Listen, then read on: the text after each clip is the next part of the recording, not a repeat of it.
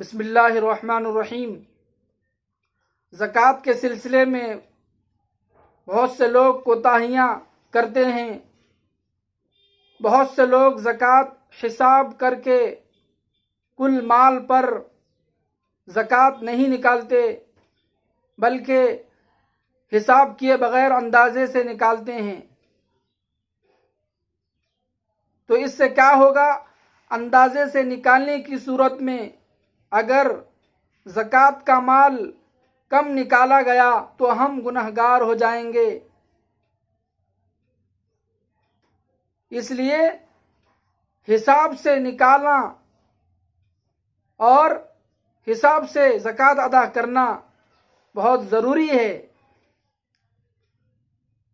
حساب کرنے کے بعد اس سے زائد ہم صدقے کی نیت سے جتنا چاہے ادا کر سکتے ہیں، اس پر کوئی روک نہیں ہے۔ اسی طرح زکوٰۃ کی نیت سے دینا چاہیے۔ بہت سے لوگ زکوٰۃ ادا کرتے وقت زکوٰۃ کی نیت نہیں کرتے، تو نیت کرنا، نیت کر کے دینا ضروری ہے۔ نیت کیے بغیر زکوٰۃ معتبر نہیں۔ اسی طرح بہت سے لوگ کہتے ہیں کہ ہمارے پاس 7.5 تولہ سونا نہیں ہے یا اس کے بقدر روپیہ پیسہ نہیں ہے، لہٰذا ہم پر زکوٰۃ فرض نہیں۔ حالانکہ بات سراسر غلط ہے۔ فقہا نے لکھا ہے جس زمانے میں سونا یا چاندی میں سے جس کی قیمت کم ہو اس کی طرف نصاب کو پھیریں گے، اس کا حساب لگائیں گے۔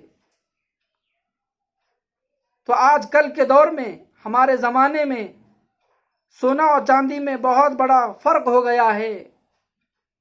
سونے کی قیمت بہت بڑھ گئی ہے، اس لیے سونے کو چاندی کی قیمت کی طرف پھیر دیں گے۔